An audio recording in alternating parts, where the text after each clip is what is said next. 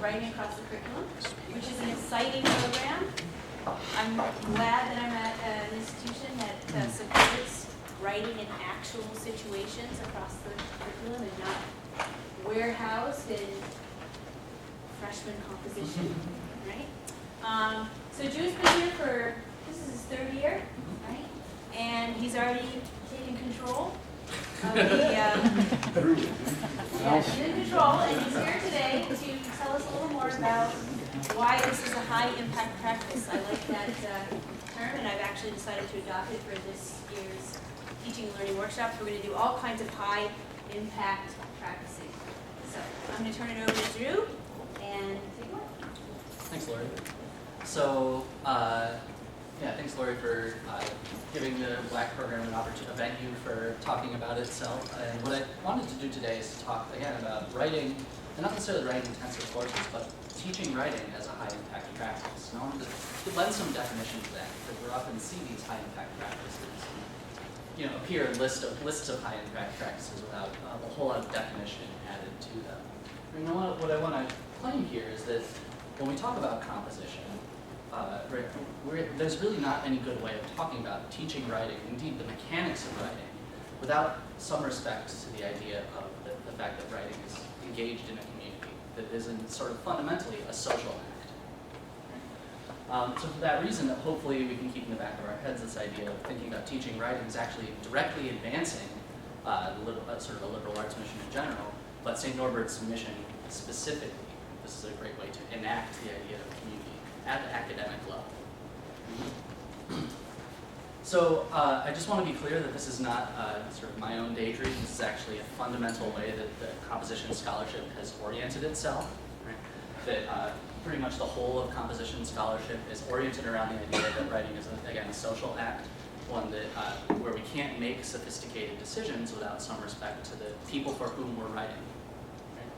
We can see there's any number of efforts in the field of composition studies that are very clear about this fact. So how are we conceptualizing this, right? Oh, that got weird on the stretched out screen. So one of the basic ways that we've conceptualized this is basically just to think of learning, right? So this here I'm thinking about Kenneth Ruffy's very famous article, Collaborative Learning and the Conversation of Mankind. To think about learning itself as an ongoing conversation, right? No matter what discipline we're in, we're constantly offering new perspectives, refining our understanding of the evidence available to us, developing that conversation, and moving it forward. Right? And one of the things that Kenneth Ruffy argues is that therefore thinking, and he's borrowing in some ways from 20th century philosophy, therefore thinking and learning and the whole academic project is really a collaborative dialogue that's happening across many different sort of venues. And writing is simply a technological displacement of that, of what would otherwise be a person-to-person social interaction. Right? So Kenneth Ruffy makes this is a very potent argument in the field of composition studies, one that links learning and academic work directly to the social, through writing, directly to the social environment in which that learning exists.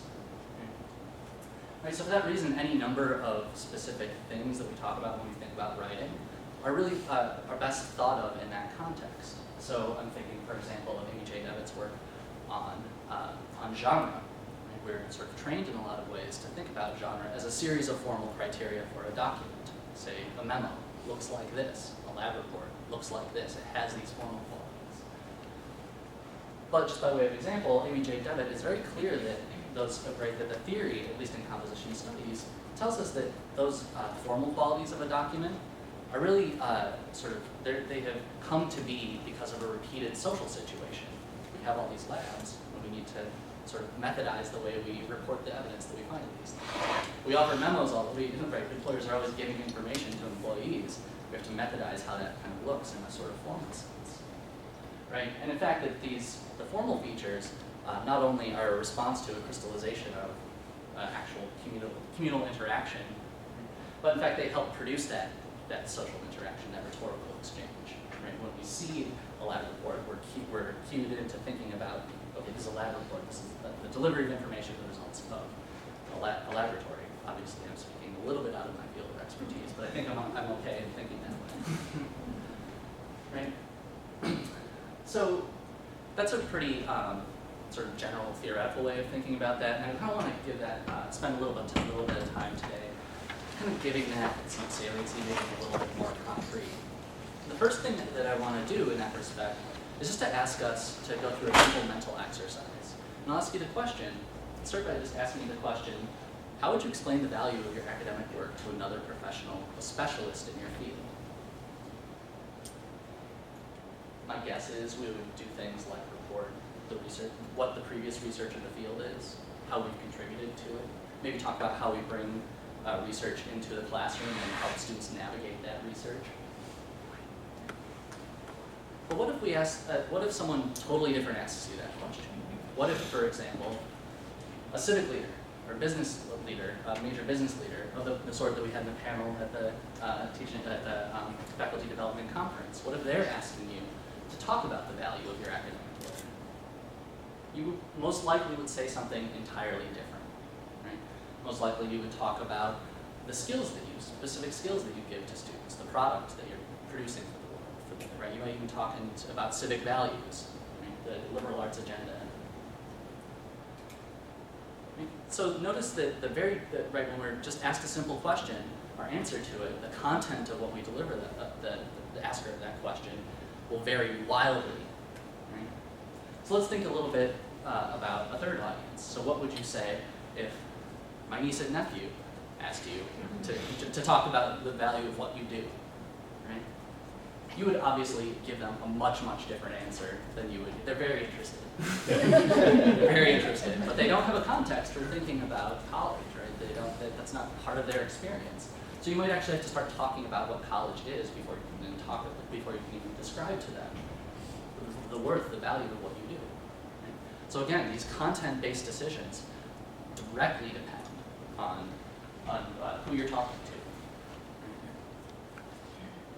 So what does this mean? Right? So generally speaking, we can talk about the choices we make when we communicate, whether in person or in writing. Right? We can say that some people who are strong writers are able to make those decisions. They are able to recognize their audience, and they're able to make decisions that accommodate that audience's values, the knowledge that they bring to the table, their expectations for the delivery of that knowledge, right, of what you have to say. Right? And then that, as we saw in the exercise, right, we will say different things to different people, even if we're saying essentially the same thing. We'll say it in different ways to different people. Right? It kind of works on the flip side too. Right? So if we're talking about, right, if I were to say the exact same thing to my niece and nephew that I had said to other specialists in my field, that would actually produce an entirely different effect. Right? So whereas a specialist in my field might be impressed by my contributions to extant research, my niece and nephew might say, what? And walk away. Right? That would produce alienation, not understanding. Right? So that we can conclude here that effective writing is really context dependent, and more importantly, it's socially dependent. It's dependent on a writer's ability to make choices with respect to a knowledge of who their readers are. Right? We can say that effective writers can make choices with respect to what those readers' academic, professional, personal, social, cultural values are. Right? We can say that effective writers can anticipate the question, what can I expect my readers to know? Or what background do I need to give them in order to say what I have to say? Right? These are all, in some ways, social decisions, not just writing decisions, not just decisions based on writing mechanics. Right? And again, importantly, writers are able to anticipate the format of delivery, right? So if it may be totally appropriate for me to write out my answer to a colleague in a similar field, right? But if I was to write an email trying to explain that to my niece and nephew, that might be the wrong format for delivery. They might actually demand that I am able to talk to them about this orally. Even the format of delivery, right? The mechanics of delivering information really depend on the social interaction at hand. Right? So I want to explore how this looks in writing, and I want to make a pretty strong claim that sentence-level decisions, right, and indeed the vocabulary, word-level decisions actually depend on this kind of social awareness when we write. Right? And I'm going to start by giving you just a very, very brief nutshell of my lesson on one of my most standard lessons on sentence mechanics. Right? This is something I teach students. The basic lesson goes something like this. The English language forces us, in fact, to use a subject and a verb. Right? Clear stories, right? Clear sentences work with that natural tendency to go from person, place, thing to action and tell a story. Right? So a clear sentence like the first one will go Joe threw. It'll put the main character of that story in the subject position, which is immovable, and it'll put the main action, the action that character performs, in the verb position. Right? And this is one way that I help students make sense of why, for example, the passive voice is a formulation that doesn't communicate clearly, right? Because of course we lose the agency of Joe. We lose the main character of the story, right? And I also used to explain to students how to deal with disaster sentences like this. The task of throwing the ball for a spot was accomplished through the agency of Joe, which is the kind of sentence I see a lot in student writing. The lesson there is to take the main character Joe, make it a subject, make the main action throw, make it put it into a verb, and then the rest of the sentence tends to sort itself out. So this particular, if anybody's interested, I can give you a more robust sort of how to roll this out to students to make sense. Right? But more important for this presentation is the idea that those choices are actually dependent on the social context. To make those choices in a smart way really depends on the people to whom you're speaking. And this is an example that the people who taught me trot out frequently to illustrate this fact. Right? So witness the last sentence of this warning from a car manufacturer's recall letter that warns the reader, the innocent reader, that sudden hood fly-up beyond the secondary catch while driving could impair driver visibility. Right? So, based on the previous lesson, I can tell a student, I can tell you, that this is not telling the story clearly. This is an unclear sentence based on the principles that we just spoke about. Right? But that's not the only reason it's a bad sentence, or else you all wouldn't have laughed. Right? This is a bad sentence because it's not achieving the primary goal of the document at hand, which is to warn the reader that their hood might fly up while they're driving. Right? The ethics of this decision are palpable. Right? That clarity is not just a matter of right and wrong, clear or unclear, but it's actually a choice that we make, a choice that actually has consequences in the real world. Right? So a more responsible writer might use the lesson I just taught, flip it around and say, a driver's visibility could be impaired if the hood suddenly flies up while driving. Right? So that's a much more clear, much more responsible sentence. Right? But notice the difference between that revision and the next revision, right? That says your visibility could be impaired if your hood suddenly flies up while you are driving. Right? So notice how really the message changes here, right? Whereas this is a clear, but maybe we might say objective description of the dangers involved with sudden hood fly up. Right? The second set of revision is very much a clear warning, and it would be read as readers by such, or by readers as such. And that kind of the way we read those sentences really boils down to word choice. So this is obviously a loaded example. Right? This is a very illustrative example. Usually mistakes aren't this egregious, and the ethical consequences are not quite that disastrous as they are in sudden hood fly up. Right? But what I want to demonstrate very briefly is that academic communities, academic disciplines are also students, and students are also making these kinds of very nuanced and sophisticated choices, even down to the word. So, and I'm going to use an example from my own discipline.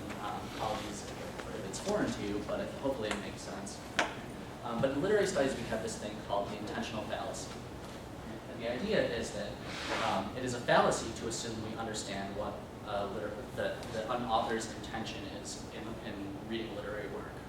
Right? That's a mistake. That's a principle that the entire community of literary studies has values. Right? That we don't like it when people make that mistake because it mucks up the waters for sophisticated academic discussion of literature. Right? But it's also a mistake that students make all the time, because really what it boils down to is word choice.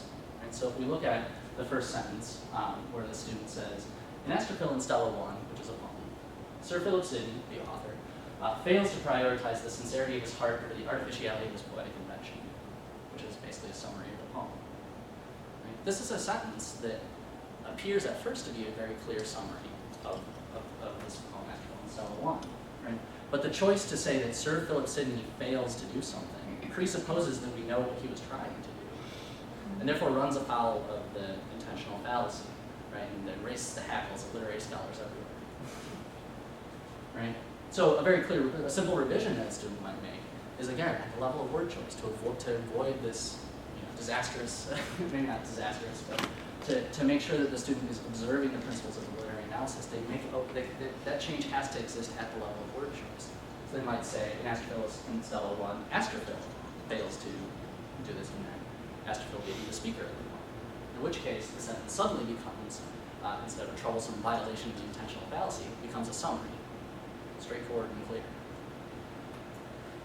But again, this is not a matter of a right or wrong, this choice or that choice, because look at the third sentence, where the student chooses to use the poem name as the main character of the sentence, the subject of the sentence, where the student writes, Astrophil in Stella 1 fails to prioritize, etc.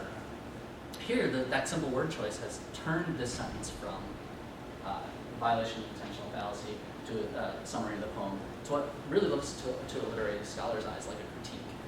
Right? This poem is failing to do something in a way that should make us upset or nervous. This is something literary studies does all the time. Right? So again, we really want us to appreciate that even at a disciplinary level, in an academic setting, right, students are always forced to make these choices, right down to these mechanical choices in some ways, with respect to the disciplinary community at hand. And that these lessons don't necessarily translate across disciplines, because students might make very different decisions, for example, in the sciences, where until, let's say, in the last couple of decades, it was the norm to use the passive voice construction. Correct me if I'm wrong. Yeah. So what does this all mean for us? Really, the purpose of this gathering here is to have a workshop, right? And I want to talk a little bit about how all this sort of pie-in-the-sky theoretical work should inflect our own teaching of writing. Okay? I want to give some of our colleagues a chance to talk about their own experiences incorporating writing into their classroom, and as I asked, that we all bring in at least the idea of an assignment that we want to workshop and we consider in light of all this material. I want to give us time for discussion. But first I want to kind of give us some more practical advice. Generally speaking, composition studies advises when we teach writing that we would do well to bring that sense of community into writing. Right? That we actually do students a disservice by divorcing the mechanics of writing from the actual contexts in which they're writing, the actual social contexts in which they're writing. Right? So how do we do that? Well, I think one very simple way that many of us are probably already doing is to make research, right? Is to frame the process of producing a document as a collaborative enterprise. There's lots of different ways to do that. I mean, we're already probably doing some of those in our own classrooms. One very simple way to do that is to make research collaborative, right? To help the classroom community define a body of materials, evidence, resources that community understands and can partake in. We can do things like link discussion in very concrete ways to writing tasks, right? So that student discussion is not existing over here and writing tasks are existing over here, but finding ways to make the upshot of a particular discussion directly inform a writing task. Right? And then, of course, the number one biggest thing we can do, as our time allows, is figure out ways to get students' feedback on their writing before the final document is finished. Right? And I would say that we would do better in some ways to make sure that we give students that feedback before the document is finished than after the document is finished. We can do that often, right, by getting them our own feedback, right? But there's also tremendous opportunities to incorporate peer review feedback, structured peer review feedback in the classroom. Right? And these are some of the things we can do to help students produce documents that bear the marks of a conversation, that bear the marks of an ongoing collective learning enterprise, in the same way that Ruffy was talking about. And so the second major thing we can do to help bring this idea of community back into composition, right, is to think about the genre and the readerships of the documents. Think about the actual documents that we're asking students to produce, right? Think about who's going to read those documents. Who is that student writing for? What are their values? And to lend some definition to it. So one of the things we can do very easily is ask students to write for each other. Right? That's the most concrete community in that room, is the people in that room. And find ways to help students write for each other, to help each other develop a clear understanding of the course material. Another thing we can do is to, right, obviously we're not just having students talk to each other, we're actually trying to help students become excellent writers in our disciplines. Right? But to do that, we need to be very clear what our discipline's values are, what our discipline's expectations for writing are, and what kind of knowledge counts as common knowledge in that discipline versus specialized knowledge. And we do well to figure out ways, creatively, to render that concrete for students. Right? And finally, and this is a more sophisticated writing task, but figure out ways to ask students to navigate between different readerships. I would say this is an extraordinarily complex writing task, to be able to take some material that presented for one readership and then reformulate that material and present it for an entirely different readership. Because as we saw, basic content level decisions might change, as well as the mechanics of it. Right? And I would say that this is a very complex task, but I'd say it's one that St. Norbert College would do very well to pursue. Right? Because I think it really grounds writing instruction, one way of grounding writing instruction in community, in the mission of the college. And so I'm just going to show you a few examples quickly of how this looks in my classes. So for example, when I was talking about collaborative research, what I'm talking about is a shared bibliography, not individual bibliographies. When students are doing sort of library research, we actually have them construct a bibliography together. And this is a program called Zotero, which actually allows students to do that work in writing, not just as bibliographical information, but actually sort of summarize articles for one another, summarize resources for one another. I use Snoodle. I use Snoodle because it has a forum function, which allows students to develop a conversation in writing. Right? This is low stakes. I don't grade these, right? But I actually give students tasks where I allow them to put forth an idea, vet someone else's idea, introduce a new piece of evidence, right? and to develop a certain conversation. But a student, when they go to write a more sophisticated, polished document, actually have a record of the conversation that they have. Right? They can find evidence that someone else had put on the table, which makes citation a much more sort of meaningful social gesture than students would otherwise perceive it to be. Right. This is from a final portfolio. Another thing that I tend to do is to incorporate levels of feedback and revision into my writing tasks. Again, this is something we can do as our time allows. Right. But I think this student, for example, found that process particularly meaningful and talked about it when she was talking about her own writing process in the context of his portfolio.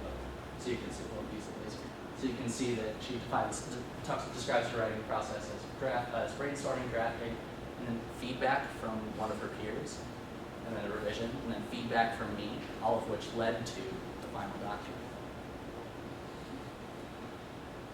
So those are some simple process things that I tend to incorporate, but also I try to think critically about what kind of readership these students are writing for. And in some ways this boils down to what genre are they writing. So this is my college writing class. I have them create a course blog where they're all contributing to the same website that is asking specific questions of them. And in this context, right, they're writing for one another, right? And in fact, they're able to, here's a citation, here's a hyperlink to an outside source. They're able to directly point each other to outside sources, as well as engage with each other's writing. And using this kind of hyperlinking as a kind of social gesture to say, oh yeah, so-and-so said this, here, go look at their writing. Which is essentially what we're doing when we footnote. So the portfolio is another very important genre for teaching writing, right? Particularly because it allows students to write, say, discipline-specific academic work, but also reframe that work for a general audience, right? So you can see, right, that often in an introduction or cover letter, you can see this student's making very different decisions about her introductions than this student is when we're talking about academic writing and when we're talking about popular writing. Right? Also, St. Margaret College is a really great place to think about getting students to write for real readerships, real audiences, real people. Right? In the real world, we're not asking them to do any kind of hypothetical work. We're actually having students present academic work to academics at places like the undergraduate research forum.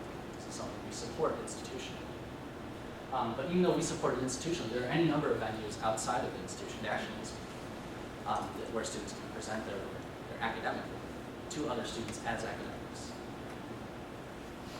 And finally, we have a particularly strong opportunity here to think about getting students to write for and with the actual community of Green Bay, right? Because we support service learning in a very sort of potent, admirable way.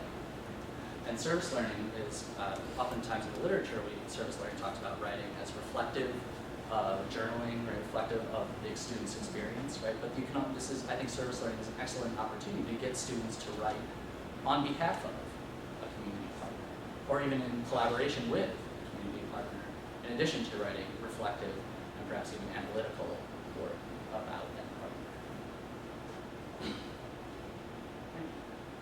So these are just some of the things I do, but obviously I said I have my own limitations because I have sort of specialization in composition studies and language rhetoric. Right? I'm not a scientist. I'm not a social scientist. I'm not a business person. And in fact, I'm actually not a good person to teach students those kinds of things. And so what I wanted to do is to kind of highlight some of the work that some of our colleagues have done in their own classes, in their own disciplines, to help foster student learning. And more specifically, thanks to a very generous grant from the Office of Faculty Development, one-time grant from the Office of Faculty Development, I was able to put together a writing intensive course redesign program. And our participants are here. They're all here today, right? And I wanted to give them an opportunity to talk a little bit about their experiences and how they've incorporated some of this material into their own classes. So Brandon, I think you're up first. I've got all your slides. Alright, so I'm going to talk about today the project I did for writing intensive course redesign. The course I've taught for a number of years here is developed out of a course I taught previously at the Milwaukee Institute of Art and Design. That's Art 205, Art, Technology, and Society. And the course looks at the development of art since the advent of photography, looks at kind of social, cultural changes, how artists respond, use emerging technologies, respond to social change, respond to war, trauma, civil rights, labor unrest, those kinds of things, and how that kind of manifests in the work that they do. The redesign that I did was based off of an honors tutorial that I taught that was called War and Trauma from Francisco Goya to Wafa Bilal, which is basically looking at the way that artists approach war in their work from the Napoleonic time to today. And I started just thinking about developing this course with the assumption that the premise that the knowledge is developed collaboratively and communally, and so I wanted to create a project like that. The honors project that I did, the students worked together. I gave them a whole list of artists to research. They tried to find connections between the works, distilled it down to a smaller group of works, and then proposed an exhibition, like a curatorial statement. Tried to discuss those kind of connections. So I was trying to think, how can I scale this up? How can I do this with a larger class? The honors tutorials are very small. I had 2 students, and 2 students worked together very well. They had their own negotiations and how they were doing it, but how do I scale this up and do this as a larger class? And I was familiar with this website called Tiki Taki, which is like a timeline development thing, and it's very similar to like a blog. You can put in type up and make different specific posts, but you can plot them out on a timeline. It becomes very interactive, and you can see this is from the course. the students developed this timeline collaboratively. They did all the research for all of the artworks.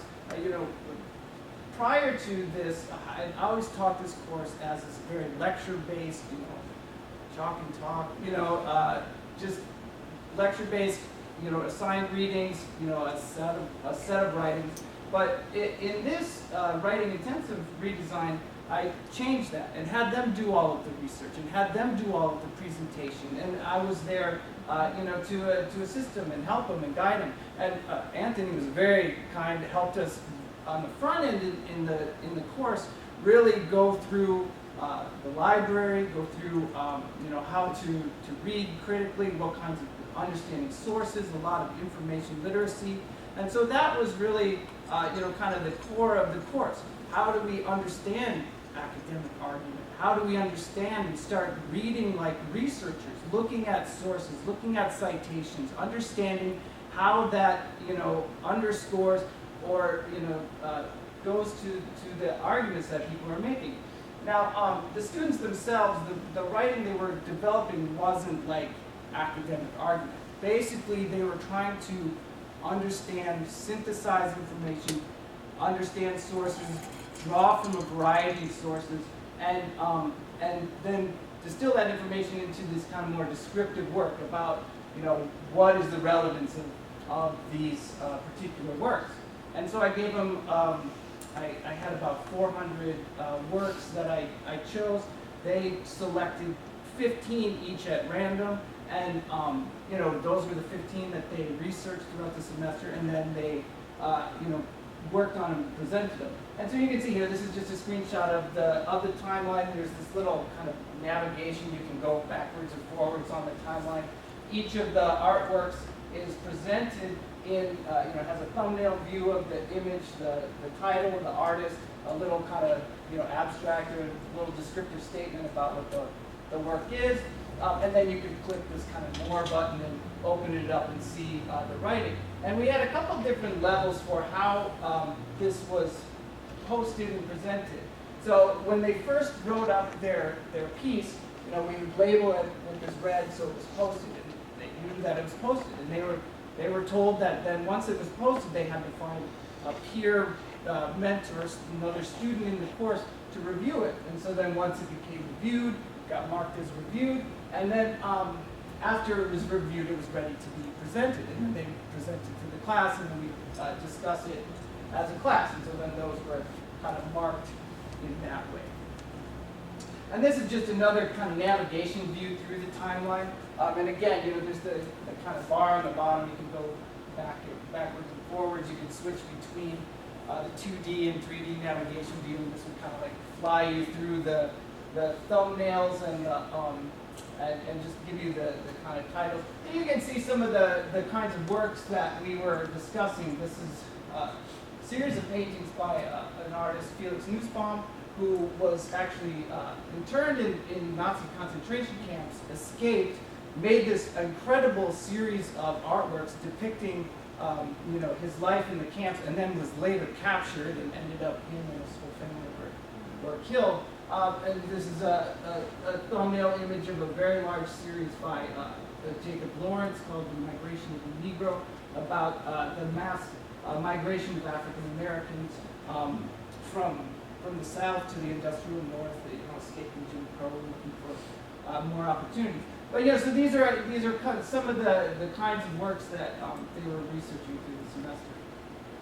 And then what you see here is like what they call the story view, or the access to the research that the students had actually done.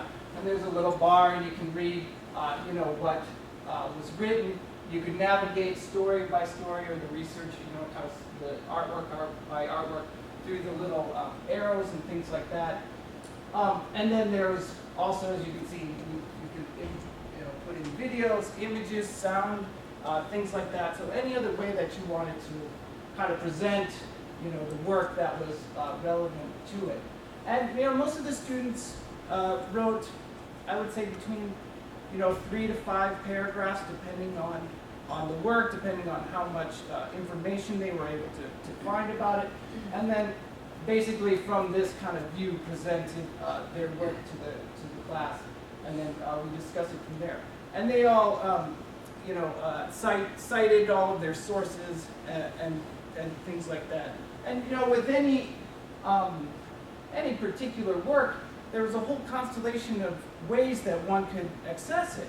So there's whether it's technology. Here we see this is a piece by Namjoon Paik called Participation TV, where he actually rigged the electronics, electronic signal of a television in the 1960s so that you could participate and make things happen on the screen through sound, which in 1965 was really amazing, especially since there was no like video ins or outs, or it wasn't even Pong, So I mean, so there's there's those technological aspects, as I showed in some of the other examples of the social historical, and there's with all of the works, there's this whole constellation of ideas of ways of entering it. And so the students in all of their research and gathering had to kind of negotiate, well, what is important, and how can I summarize that, and what makes this an important work.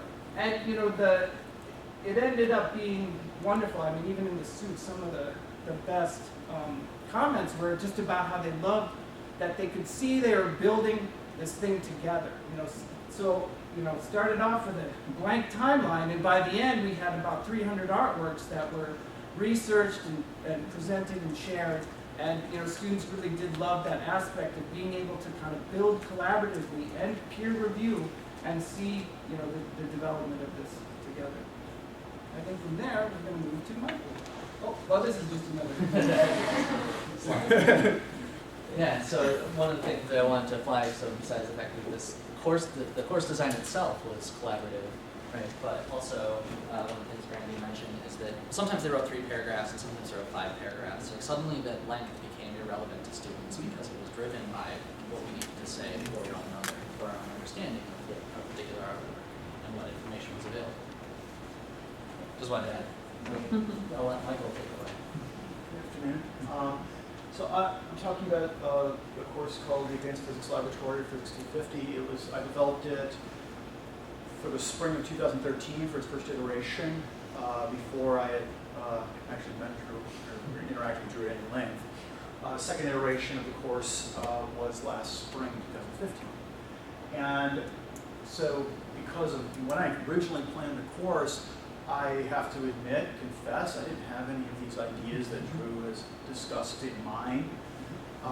When I first decided to do this, I thought, okay, how am I going to model this? And I thought back to some of the really good graduate research groups, collaborations that I had been part of or witnessed as a graduate student or as a postdoctoral researcher, and said, okay, I'm going to attempt to model in microcosm within the confines of an undergraduate physics laboratory that environment, that community. So I thought about that and said, okay, what do we do in a scholarly community, or in my more specific case, a research collaboration? First, obviously, the obvious one, the top, we start with the highest quality at all times that we can possibly do. We do work collaboratively. The idea of the lone wolf physicist sitting in alone under a single lamp with a scarf wrapped around their neck, creating a Nobel Prize winning theory is not really the case. They do listen thoughtfully to the work of their peers, sometimes not so thoughtfully, but that's a cultural problem in and of itself. We do review each other's work. We all know this is our world. We review the work of our peers and we hope to do that in a civil and professional manner. And then we revise and improve continually our work based on that peer review. Or, what I didn't write here, the experience of others, their successes and their failures. So what's the Advanced Physics Laboratory look like? As I said, it's structured along the lines of a graduate research group, where the principal investigator, role played by the instructor, okay, has a small number of subgroups, each working on different sub-projects within the greater whole. Those are the experiments. Okay. Mutual support and cooperation, vital to the success, and they learn that early. They are expected to help each other as they progress through this sequence of experiments. There's constant interaction, review, and feedback. And the whole idea here is to create, as was mentioned, alluded to by Brandon and Drew, a shared experience. You are not a student in a lab doing experiments, creating a result. You are a research group All right, you have your lab partner who you work with every single day, but you are part of a greater whole that is mutually supporting. As such, the approach to writing is extremely focused here, in as much as I'm writing, my goal here is to work in the context of what's called the short paper. This would be something to the American Journal of Physics. That would be our intended journal level. The American Journal of Physics is where student, faculty, collaborative research, undergraduate research would normally be published. And the target audience then would be their peers. Again, students of their level, with their background, their experience, both in and outside the classroom. Only 2 finished articles. We're talking 10 pages total, including the cover sheet. So they're really only writing 8 pages of content for the entire semester on 2 of their 5 experiments. So each experiment in 3 weeks for 15 weeks total. They're only writing on 2 of 5. We devote 1 day per week devoted only to a single aspect of a scientific article, a short paper. Weekly assignments are kept small, 1 page maximum. That's all the journal's gonna let you have anyway for the whole article is 4 pages. And they won't publish it if it goes 1 word beyond that. So we have to choose our words carefully. And then I've got repeated revisions, both by the instructor and by peers, over roughly a 7-week cycle per article. So we're working on the same article for 7 weeks, all right, to get that best quality copy that we possibly can on that experiment. Again, the model here gives professional research journals. We use what's called LaTeX. It is the basically gold standard in scientific typesetting for physics. It's also free. They can download it, whether for Windows or for Mac. It's totally free. Style template does come from the American Physical Society, specifically from the American Journal of Physics, also free. And their type there goes right into that. And then we use the submission guidelines for the journal to do that, for the final submission. To go along with that, now originally when I designed this, I thought I took oral presentations and written articles, and I thought of them separately. Oral presentation versus written presentation, they're both forms of effective communication. And I came to realize, embarrassingly recently, that these two are part of a very linked symbiosis. That the oral presentations, they do 3 oral presentations per experiment, 1 per week. They're only 10 minutes long, which is all you get for a contributed talk anyway. Right? 2 of them are informal, they're ungraded. The level expected of the graphics is not 100%. They can put their laptop into the document camera, et cetera, et cetera. The third and final for each experiment is considered to be formal. So now we have professional grade, professional graphics, it's done, it's organized, it's clean. But whether informal or formal, the oral presentation then allows them to start to develop the intellectual structure and the physical structure of the argument, posing the question, posing the objectives, laying out how they're going to structure their article. It comes through the oral presentation. Then they expand upon that. I often see many of the bullet points in the oral presentations as subject headings in articles. All right, I see the direct transfer of the oral presentation into the article. And what I've come to see is that what I've come to realize is high quality oral presentations tend to go along with high quality articles and vice versa. Student questions, comments, and suggestions. Drive improvement. Week 1, you have a preliminary number. What are you going to do for week 2? Well, part of your class has already done that experiment, perhaps. They might have some suggestions for you. And if something seems incorrect, they will let you know that, because they've already done. Again, you are presenting to your peers, some of whom have already done this experiment. Follow-up groups. So if you're the second or third group to do that experiment during the semester, you are expected to build upon the previous experimental work. Now, I don't mean just take more data. I don't mean get a better number. You need to find a different way to take the data. As an example, I had a group this spring who moved away from the traditional way of acquiring a certain set of data and went to taking a smartphone video and using video analysis software to get a result. Now, the actual quality, the accuracy and precision of the result was not as good as the data acquired with the fancy $300 or $400 piece of electronics that we normally use for this. However, as one of the students reminded me, I'm going to be a high school teacher. I'm not going to have that. But my students will all have smartphones. So this will work for me. Right? And what she was doing was taking ownership of that, her experiment. It wasn't just doing the same experiment for the 3rd time. It was building upon what already existed. That's what we do. We build upon that work in a way that was meaningful to her. Now she has ownership and the motivate. I don't have to motivate them now because they're proud of what they're doing. They want to tell you what they're doing, and they do. Peer review, we do both two types. We do anonymous reviews of past work from the previous iteration of the course when my writing instruction was not as focused, not as coherent in my own mind. And oftentimes I will hear comments like, oh, I need to make a couple changes in my own article. Can I turn it in this afternoon instead of this morning? And my response is, well, of course you can, right? Because that's what I planned, right? They will find shortcomings in their own writing by reading the writing of others who did the experiment 2 years previously. Again, they're the experts. They've done this experiment. And I also have them, when they review those anonymous articles with all the personal information redacted from 2 years previously, I will have them present 1 or 2 major points, both good or bad, to the class in that same class period. Shared experience. Again, making it a shared experience as much as possible.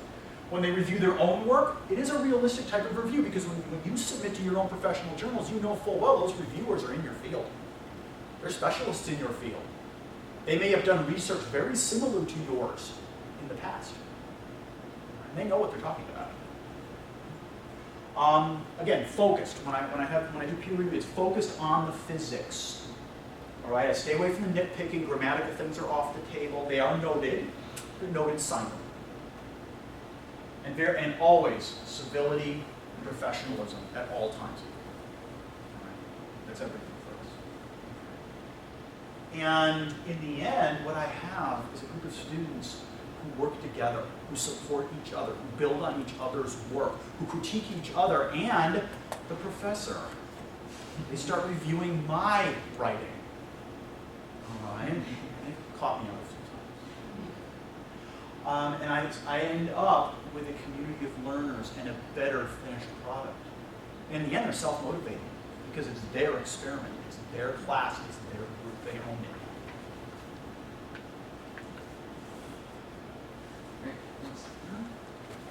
So it's one of the interesting things about Michael's testimony is that not only are they owning it and sort of participate this kind of ownership over the community, but that's directly modeled on the professional community into which Michael's been inducting these students.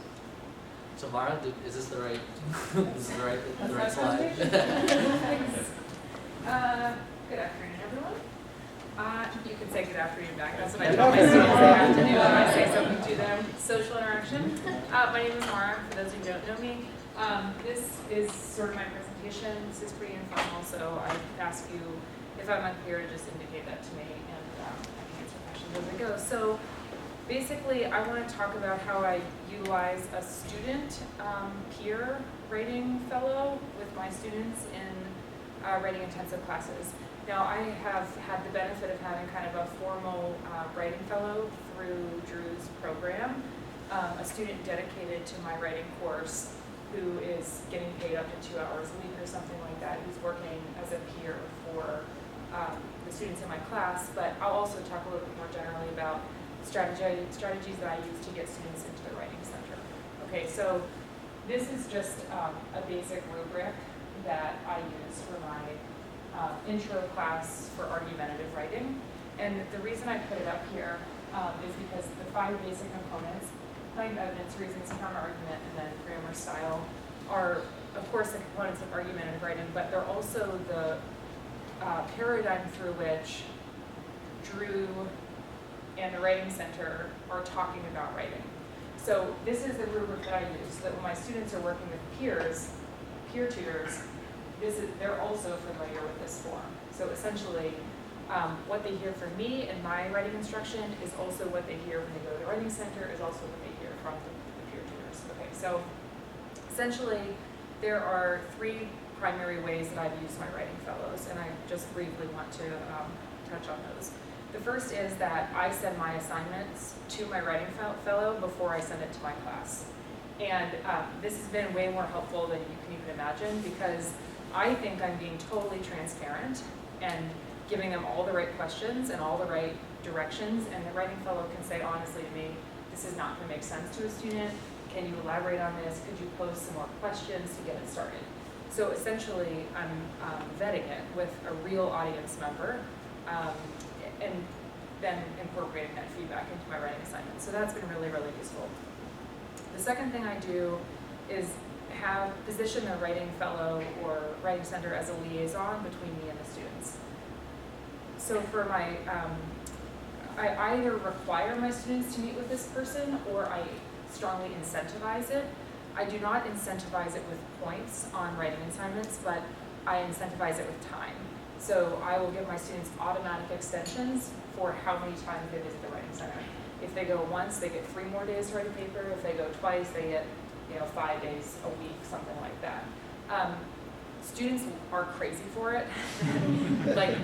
All it really does for me is actually spread out my grading, so it's really nice. So it's something that I would strongly recommend. It gets them in there, but it doesn't make you feel like you just have to be throwing them points. It teaches them about kind of a process and how protracted a writing process can be. I also, when I have a writing fellow, I require my students to do revision assignments, and my writing fellow makes him or herself available to have appointments with students. One of the main things that's been helpful for me is actually when I have a dedicated writing fellow is, again, communicating back with me.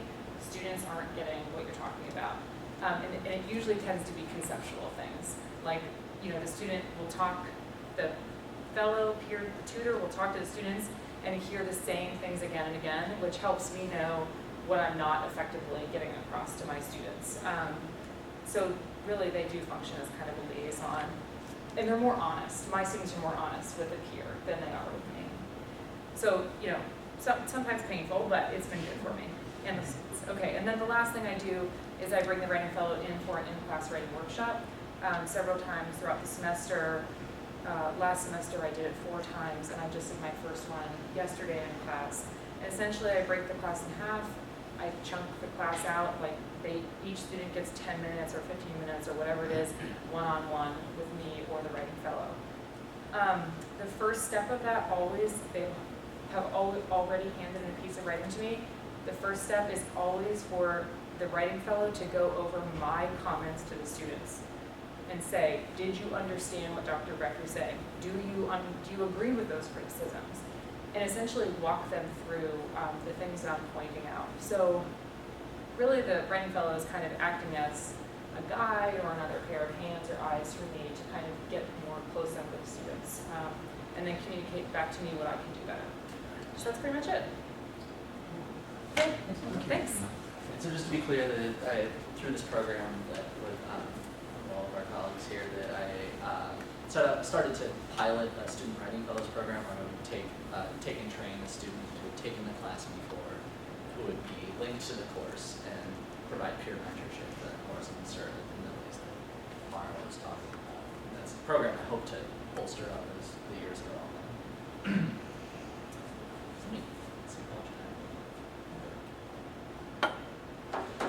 So, so now I want to turn this over to you. I know we've talked a little bit in theoretical terms about what writing is and how the mechanics of writing really seriously and fundamentally depend on an understanding of the community for whom you're writing, right? And we've talked. I've given the kind of my go-tos and my own pedagogy examples, and we've had your testimony from other colleagues in different disciplines.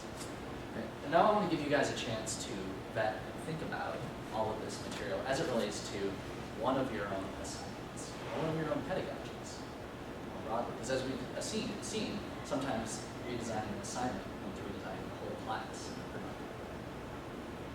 And I'll ask you to, so what I'll ask you to do first of all for the next 15 minutes or so is to get in small groups, thinking that we have enough for 6 groups, each with one